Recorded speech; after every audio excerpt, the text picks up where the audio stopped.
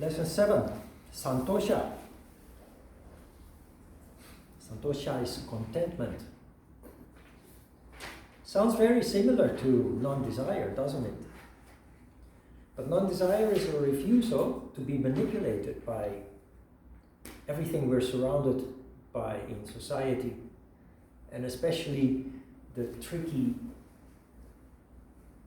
tactics of the marketing industry, but also the danger of subconsciously comparing ourselves with others and focusing on the negative instead of the positive. Contentment is an active approach to non-desire. It's the count your blessings adagio, the count your blessings, a matter of positive thinking. Contentment, you see in the handout, it's only one page. I have a lot more to tell than this one page.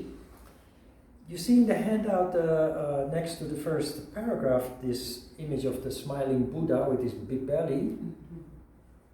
Buddhism is, of course, famous for its practice of contentment.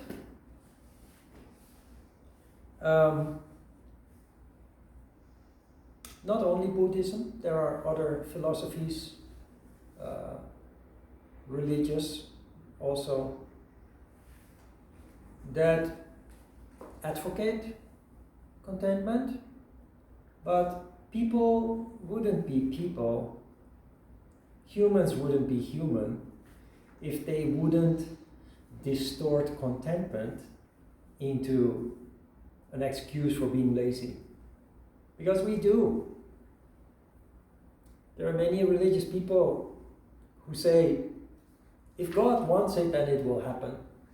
Until then, I will just wait and see. And of course, nothing happens. Because things only manifest, especially where it comes to your desires. Your desire, not the right word, your needs. Especially where it comes to your needs, your wishes for the future. If you keep saying every day, if God wants it, then it will happen, your wishes will never be fulfilled. We have an expression to cover that, and it says, God helps only those who help themselves. You have to actively engage. You have to actively pursue, lay the foundation, the groundwork for the manifestation of your wishes. Because I can wish today, here and now, to be the president of Samsung. Just name a big multi-billion-dollar company. I want to be the president of Samsung. Then if God wants it, then it will happen. So of course, I can wait another 30 years and nothing ever will happen. However, if that wish really comes from my heart, it's really something that I feel connected to, attracted to, usually based on karma, then I will first and foremost go back to school and learn about business, learn about electronics, learn about everything that this Samsung company is about and what it takes to be a manager, to be a leader. You have to actively engage. Then the universe will decide what comes out of that. Maybe you will never be the president of Samsung, very unlikely that you will, but other good things will come out of it, out of your active participation, your active engagement to pursue your heart's content. Something good will come out of it, no doubt. Only the universe decides when and in what shape or form. So until then, you keep a positive attitude. stay engaged, to build. You have to lay the groundwork. The universe cannot give you anything if you're not ready for it. So you must prepare, pursue your interest.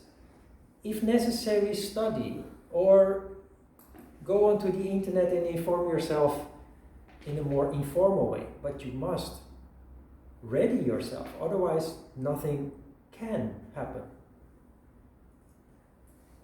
Contentment is a form of positive thinking that you also apply to your past.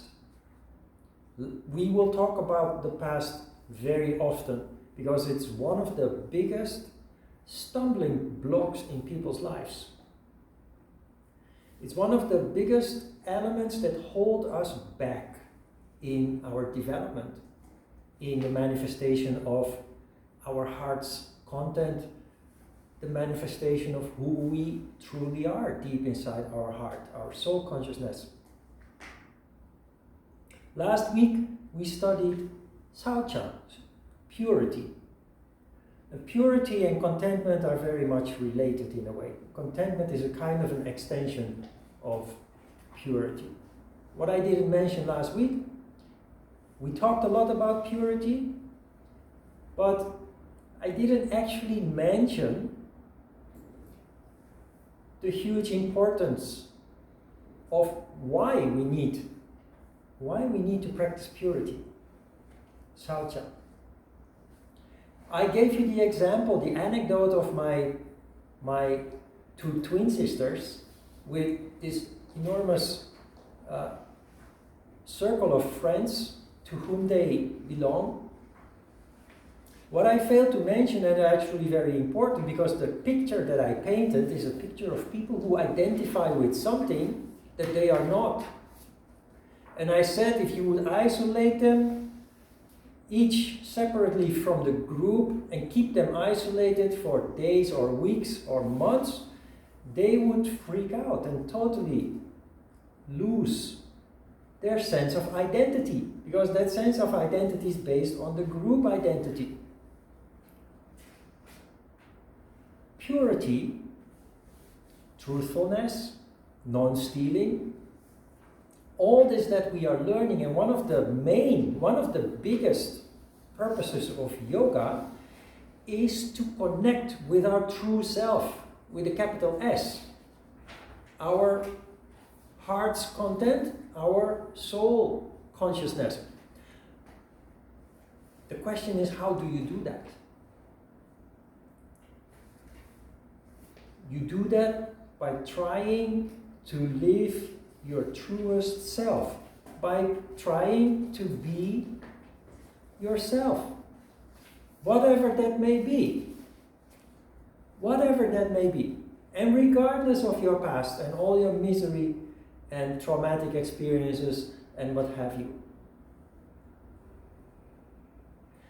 But as long as you keep identifying with external concepts, with movie stars, with fantasies, with which you have every right to do, but it keeps you from connecting with yourself.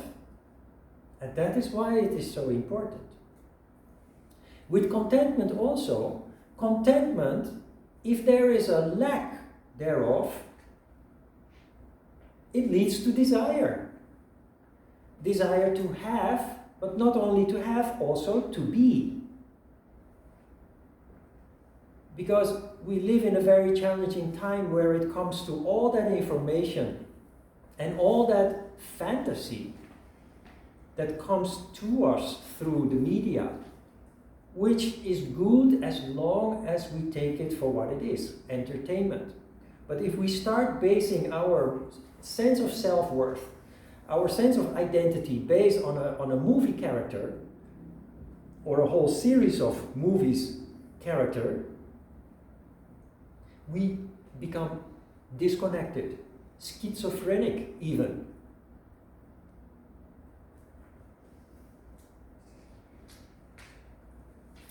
this whole group of friends that my sisters are kind of part of, they hold each other up.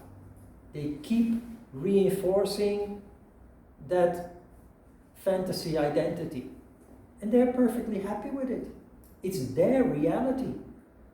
But that's not why you're here. You're here to learn to find yourself beyond all the fantasy, beyond all the indoctrination, beyond your identification with culture, family name, education, your favorite sports clubs and what have you. It's nice, enjoy all those things, but just enjoy them while being yourself. Contentment means being content with yourself, whatever that is. And I'm going a little bit from one thing to another, but I have to go back to what I just said before about the past experiences being one of the biggest stumbling blocks in people's lives for allowing them to manifest their most wonderful characteristics and qualities. Subconsciously, people who have suffered in the past, and everybody, growing up from child into adulthood comes with disappointments, it comes with pain. There is, in many people's lives, an element of abuse, either in the street, among friends, or at school, or at home. So we all, some more than other, undergo these kind of miseries, these sometimes traumatic experiences. Human nature leads us to subconsciously go back to that experience time and time again. Something that happened 20 or 30 years ago determines our lives today, subconsciously. The moment that it becomes conscious is even worse. We have a tendency to then emotionally collapse. The moment that we become conscious of that misery and how it has hurt us in the past, we start feeling self-pity. That is also human, that we drown. Because of ego, we identify with the pain, and we have a tendency to then lose ourselves in it, even drown ourselves in it. It's human nature, so just accept it as it is. What is also human is that now you are a yogi and you are developing a consciousness that you didn't possess before. And I know this is only the fourth Sunday that we are together. It's already happening. It's already developing. Based on that consciousness, you undergo the process aware. You are aware of what is happening. And the moment that you lose yourself, which will happen in the emotion, in the memory, in the misery, the pain, you say to yourself, wait a minute, what is going on here and why? You have to take a step back and rationalize what is happening. Because there is something, the moment that you start rationalizing it, you learn very valuable lessons from it about who you are and why you are what you are.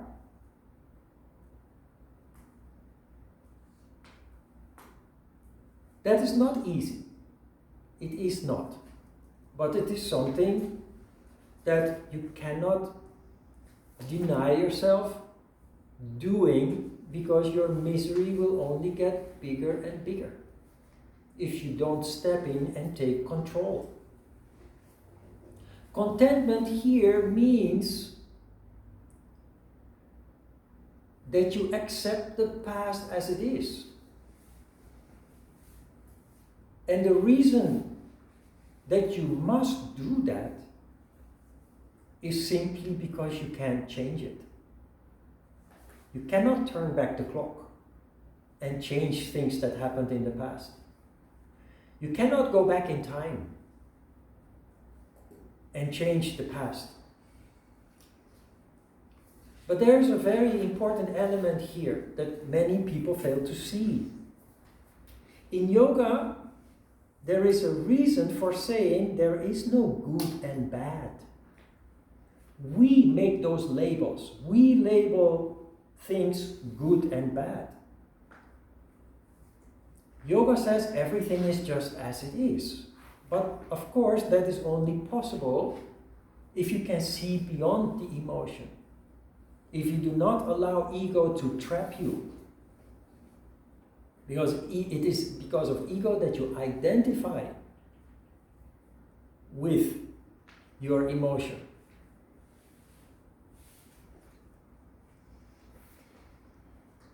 The wonderful thing here that happens if you are capable of practicing contentment, accepting the past as it is, you start learning about life in general, about yourself and the situation, your past, etc. You start learning, and as a result of that, you start growing. You will end up on a very dynamic path of constant growth from the moment that you start developing consciousness as a yogi. It is also because of this development that it is so important that yoga practice must include study. There are many yoga practitioners who do not study because their institute or their teacher doesn't offer that extra dimension. But it's inseparable, or even maybe the most important part of what you do. Practice is important because it changes your energy household. But when you practice, it leads to a transformation of consciousness. What do you do with that consciousness if you do not learn how to handle it? You'll end up becoming emotionally unstable. I have met many yoga practitioners, serious yoga practitioners, who came to visit me and just cried and said, I practice yoga every day, but sometimes I feel so good, and then again I feel so miserable. How is that possible? Isn't yoga supposed to be good for me? And the fact that I practice so diligently every day, doesn't it mean that I should not experience this misery? No, that's not how it works. One of the diseases of the disciple is the fact that you're changing, your awakening consciousness. It makes you more sensitive. It makes you more aware. It makes you more conscious about your past. And the first thing we are attracted to is our misery. So you become more conscious of your past and more vulnerable as a result of that. But it extends also to the outside world. Things that you didn't care about before simply because you were not conscious of it start to touch you now. Like the plight of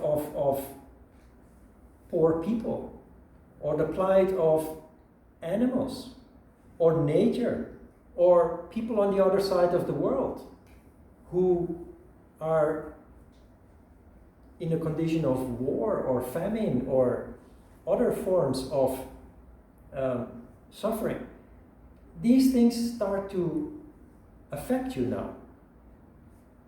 And if you don't know how to handle that, it can break you down. And I've seen people with whom that is happening. The answer is to go back to the basis and start building up properly. including studying how it all works and what you can do to canalize it into the right direction in a positive way, constructive way.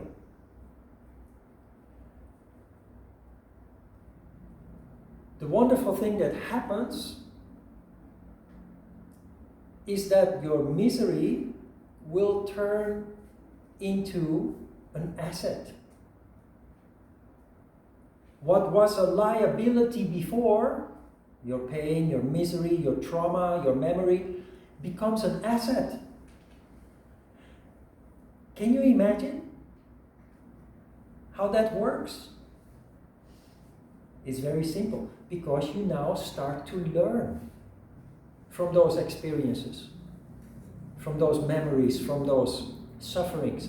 You start to develop insight. You become wiser.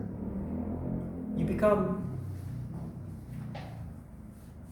develop more insight in yourself and your past.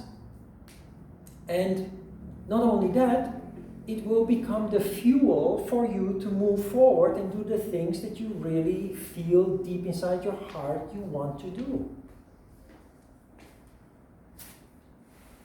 The liability turning into an asset means misery turning into gratitude. Can you imagine that the day comes that you feel gratitude towards the misery that you experienced in the past? Towards the people even that hurt you in the past? Gratitude towards those people? Why? Because they now turn into your teachers. Because you start to learn, you start to grow.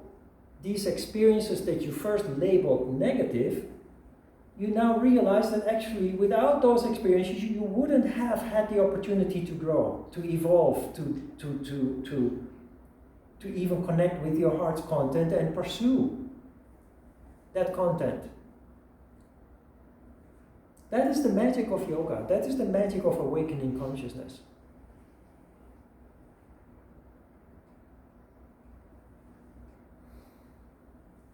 But remember, contentment is not waiting for God to do things. And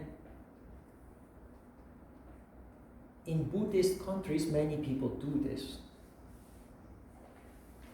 Or maybe it is because those countries are tropical, very hot.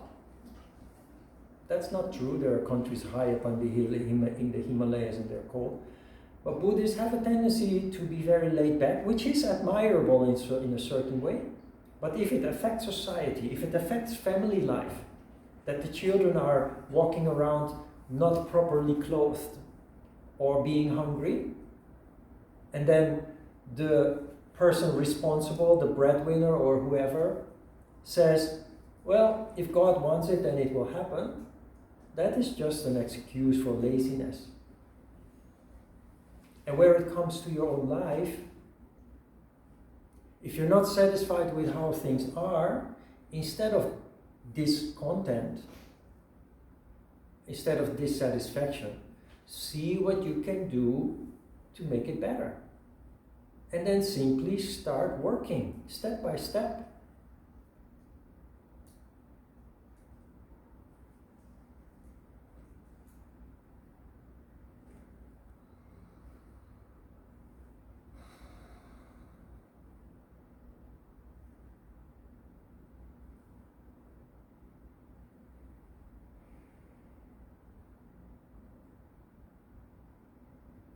In the last paragraph, you see a sentence that says, when you fight, you block yourself. That is maybe the essence of contentment. Contentment means acceptance. When you accept things as they are, you allow your energy circulation to keep flowing. But the moment you resist, even the sense of dissatisfaction, frustration, blocks your energy. And when your energy blocks, you stop functioning properly, especially on higher levels of consciousness.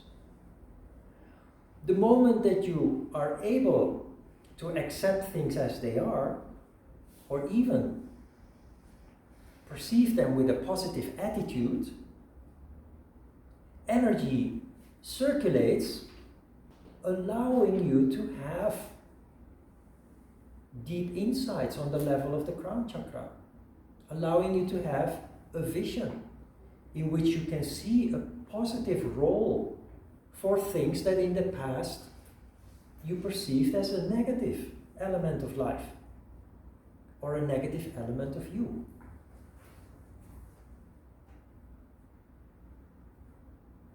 I've said it many times, yoga is about energy. And it is important that we learn to manage our resources, energy. It is important that we understand how energy can be blocked. And that is where the yamas and the niyamas come in. The yamas and the niyamas are all related to situations where energy is blocked, disconnected, distorted in one form or another, and it affects how we function. With our yoga practice, asana practice, we lay the groundwork, because you generate energy there. Not just generate energy, you can do that in the gym too, but you generate energy that has this special quality allowing you to develop a consciousness you didn't possess before. Meditation is just as important as all the other elements of yoga, because it is in that silence of you sitting there with your eyes closed that you connect the dots. It is in this silence that you oversee. You oversee your past, and remarkably, you will more and more start to oversee your future, where you are going, in which direction you are going. It is not exact science, it's feeling.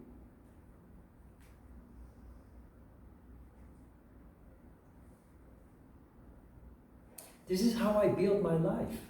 This is how I allowed my life to be guided.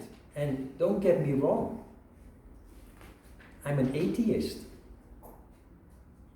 But having experienced all this, I believe in a guiding principle. Not believe, I know. And as long as you resist, you suffer. But the moment you start accepting things as they are, contentment, and go with the flow, things start to evolve very naturally and in very surprising ways. Before that, everything was struggle and suffering. And suddenly things start to manifest naturally. Just because your energy is flowing. Just because you stop fighting, struggling. And all you can do is like the Buddha, smile when you look back at how foolish and ignorant you were. No regret, because that is what life is about. Life is not about becoming the president of Samsung. Life is not about having the nicest and biggest house of all people in the neighborhood. Life is about this process in which you grow. And if you accept that, life will determine whether you will be the president of Samsung or not, or whatever it is that you're going to do or be. And life will determine the house that you will live in. And you will be content with that. I'm trying to say is that if you go with the flow, everything will unfold naturally. There is a higher power that is there. But many people are not susceptible. They are not in tune with those higher powers.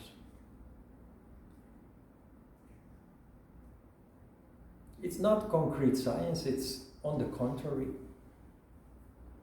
But people who are on the path of yoga will more and more connect with that intelligence that is up there. There is an intelligence up there of which we are all part.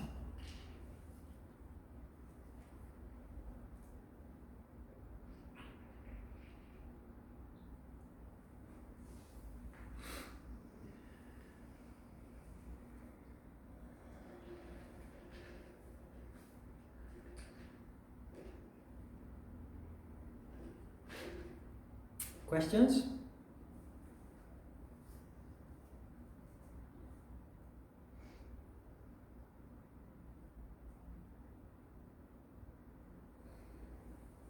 You know, I had a grandfather on my mom's side.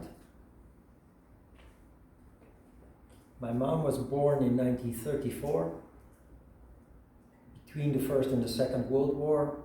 Very poor. They were living on food stamps. My grandfather was a shoe repairman, a cobbler. He repaired shoes at home. And because that makes noise, sometimes you have to hammer the shoe. He had an anvil and, you know, all the tools. Neighbors complained that they had to move. They had a very miserable life, and of course it doesn't make any money at all. And my grandfather was just not willing to do effort. He had 5 children. It was a very difficult time, crisis.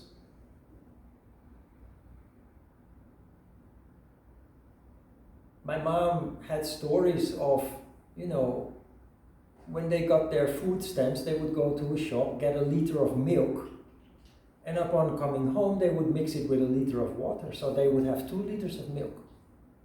And when they had eggs, they would boil 2 eggs. The children would each get a quarter of an egg, and Dad would get half an egg. You can't imagine, can you? But he looked very content. My grandfather died when I was 7 years old, but the impression that I still have of him today is him sitting in his chair with this very content grin on his face.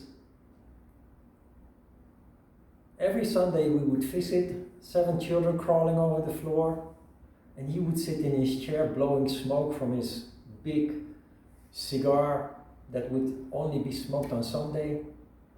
And he would have a glass of Geneva. You know what Geneva is? Geneva is like a gin, but we call it poor man's whiskey. It's cheap. So because the taste is horrible, he would put a sugar cube in his Geneva, enjoy his Geneva and his big cigar, blow it. The whole room was blue with smoke. And he was just so content.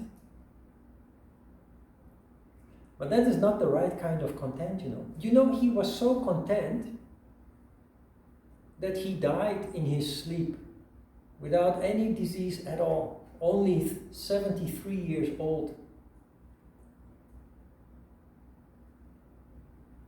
That is, of course, ideal if you can die without suffering, without disease.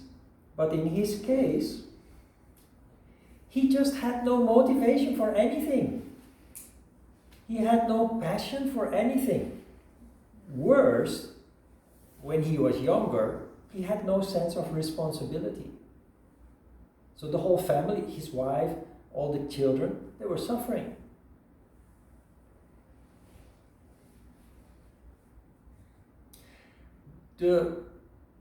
My mom, every Wednesday, my mom would go to his house and clean up a little bit.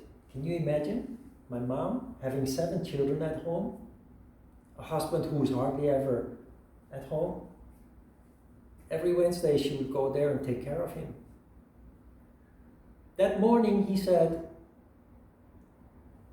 I'm going to blow the crow's march tonight, which means I'm going to die. And he did, in his sleep. He predicted his own passing away. My mom came on Wednesday morning, he said, I'm going to blow the Cross March. That night he died in his sleep. But it's quite admirable, but contentment does not mean shirking your responsibilities and being even responsible for people's suffering. It's not an excuse. But that was just his character. That was his personality.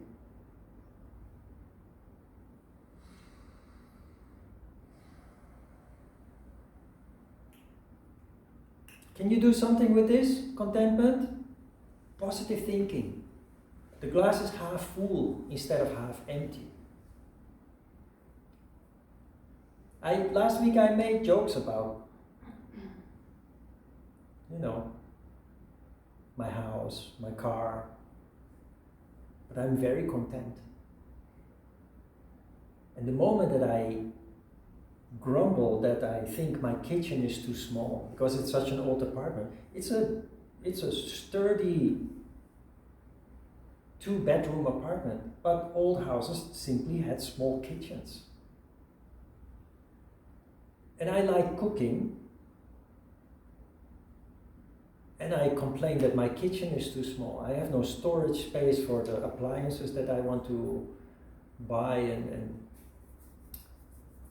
But the moment I grumble, I remind myself that I live in one of the nicest places in Seoul. I cross the street and I'm in the park with my dogs, the riverside. There's nothing to complain. I shouldn't.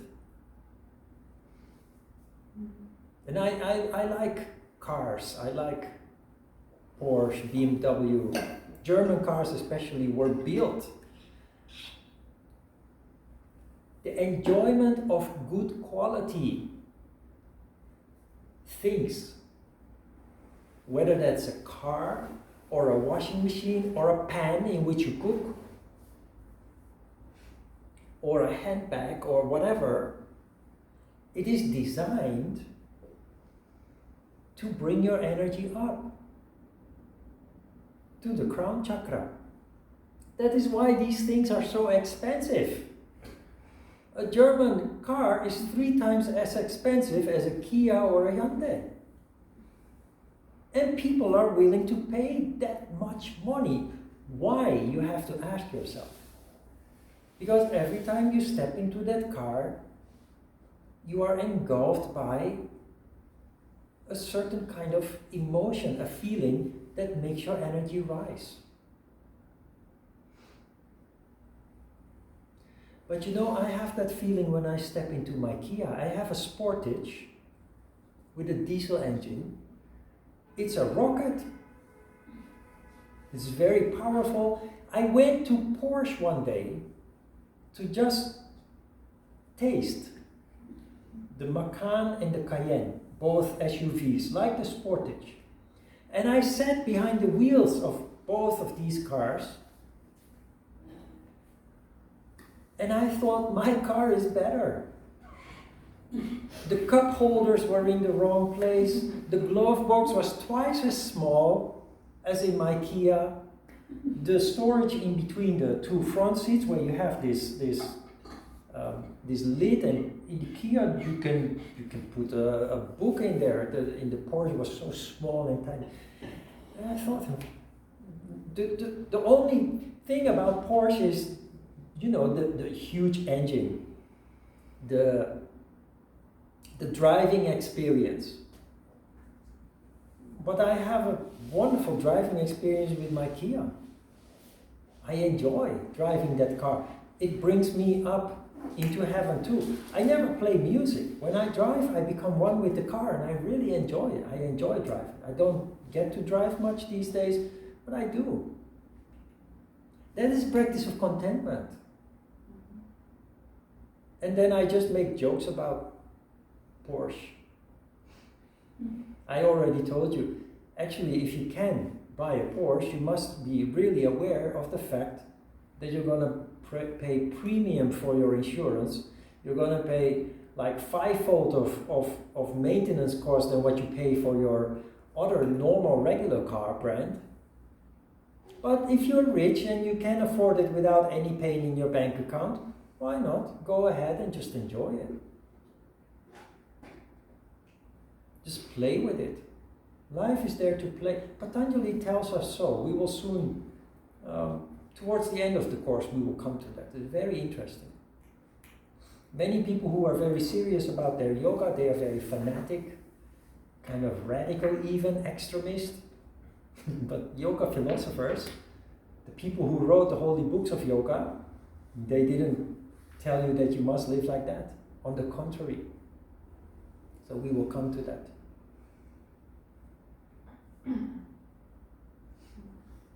You know, this studio is actually smaller than the previous one, and it's darker. But I love it here. You know why? Because the owner is a yogi. She's so nice. Previous studio was bigger, but the owner was a businesswoman, very calculating. Most studio owners are like that. And that clashes. You know, in the previous studio, they put an air cleaner there. It's just a small thing that you use in a bedroom. So it's window dressing. Just to be able to say to the members who pay a lot of money to be a member, we have air cleaner equipment in our studio.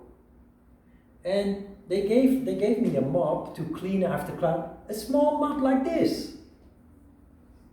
You have to walk up and down the studio for an hour and a half to clean the whole floor with that stupid thing. I bought one myself, 90 centimeters wide, and I cleaned the floor in 3 minutes. But here, she bought 2 expensive robot vacuum cleaner. It's very expensive, like 800,000 won or so. Look at the LG air cleaner. That is a real air cleaner for this size of studio. That is the difference. Previous owner was all window dressing, and it really didn't make sense. It's this stupid little mop you wouldn't even use at home. Here, everything is just how it should be, how I would do it also. That is when you do something with your heart.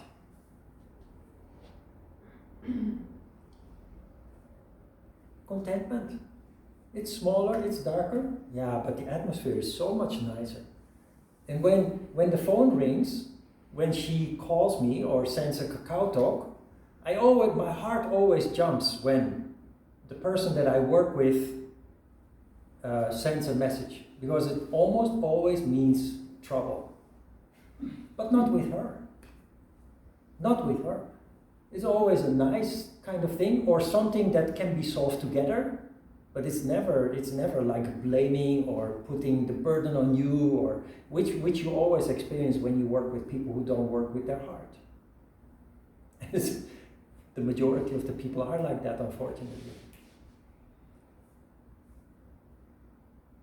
So when the phone rings now, or the katok sound comes in, my heart jumps and I think, oh, well, it can't be that bad. Because she's just not like that. Anyway, contentment. I have a question, huh? Yeah. So you've spoken about contentment in situations where there's no urgency.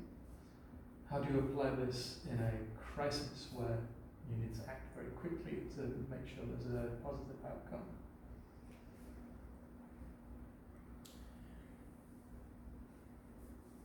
First of all, in crisis situations, people tend to panic, and it makes everything worse. As a yoga practitioner, you will find yourself in crisis situation and you look left and right, you see everybody panic, while you keep oversight.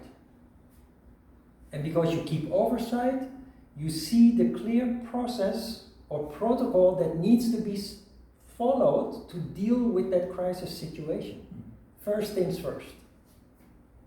And often the first thing that needs to be done is the human component. not the material component. Example, maybe not applicable to the situation you're referring to, but I was in southern France with 3 of my brothers, and we had a small moped, a mini moped, for shopping. And the little boy from the tent next door was very intrigued by that little motorcycle. So he asked if he could drive it. So we explained how it works, we put him on this motorcycle, and he turned the throttle, but it went from out of him.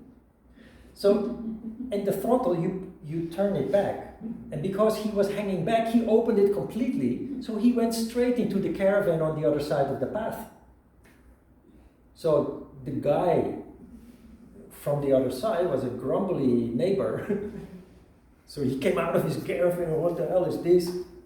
And everybody jumped on the damage that was done. It was actually just a little dent, but the table of that man had the table top had separated from the foot as a result of the impact.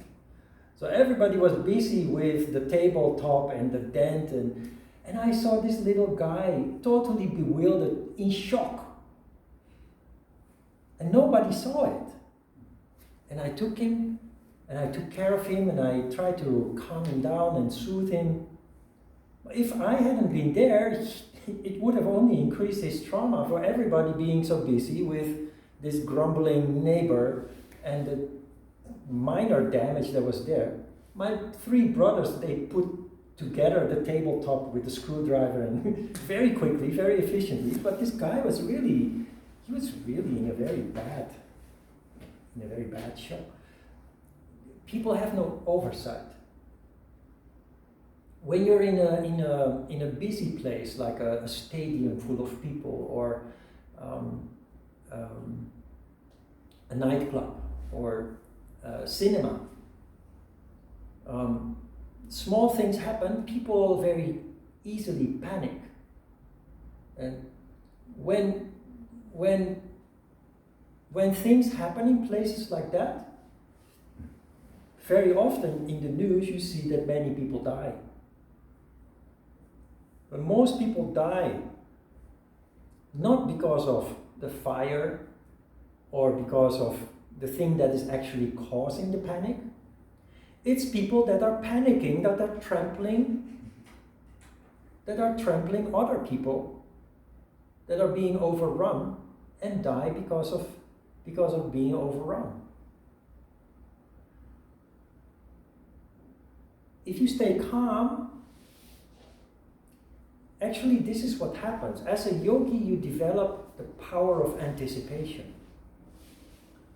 Whenever you enter into a place like that, you already sense the potential for a situation like that to unfold. So you already do some orientation. Where are the exits if something happens? What should I do? Where should I go? And the moment that something happens, while everybody is screaming and running around frantically, often in the wrong direction, overrunning other people, you calculate, where should I go? Can I actually go there, or is there too much mayhem there that I will end up in the melee? It's very difficult to rationalize that, because when people panic, you cannot tell them to stay calm. No control. And the remarkable thing, you will notice this yourself someday when you end up in such a situation, is how calm you stay. How calm you remain.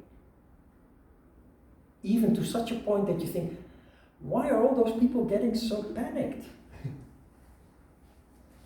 The thing is, before yoga, you would have just panicked in the same way as they do, but something has changed. You keep oversight.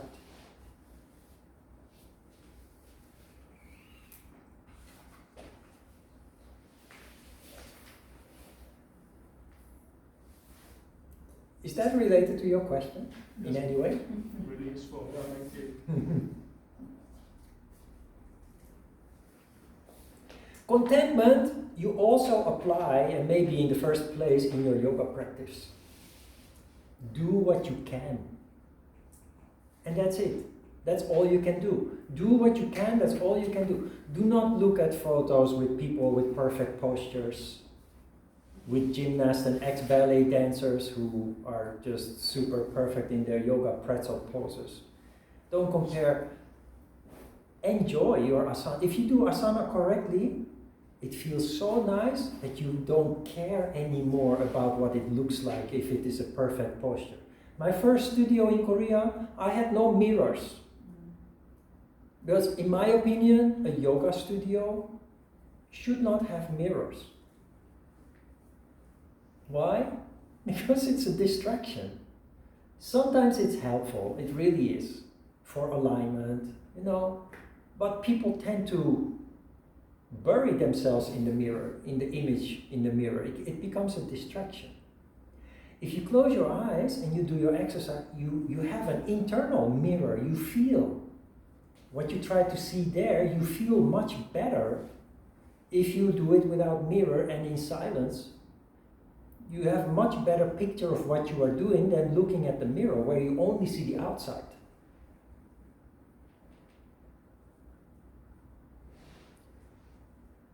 All the yamas and the niyamas we have learned so far, if you find it overwhelming or complicated in daily life, start with applying it to your yoga practice. The glass is half full rather than half empty. When you do 5 minutes of asana because you don't have much time, you can be dissatisfied because you did only 5 minutes. I would turn it around and say, yeah, but 5 minutes is more than nothing. And it definitely does have some impact. So you just count your blessings and be happy with the 5 minutes that you were able to put in.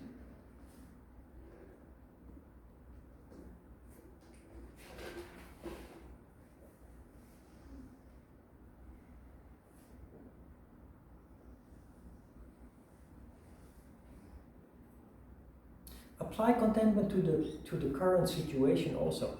Even if you are in a moment that you are suffering, but when you are suffering, remind yourself of the fact that there are always people who are in a much worse situation than you are.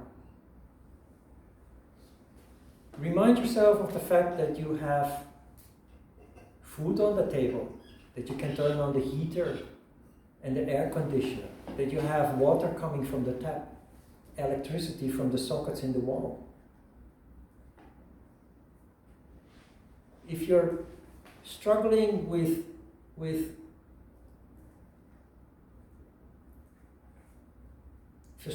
the past, or you're struggling with your the current situation, count your blessings.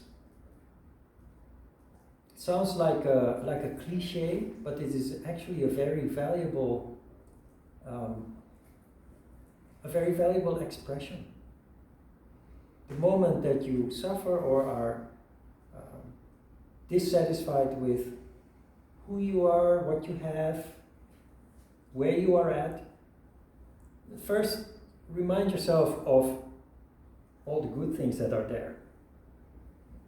Energy starts circulating again, flowing freely, and that will then allow you to move forward. And if there are things that need improvement, you will be in a best position to actually start taking care of that.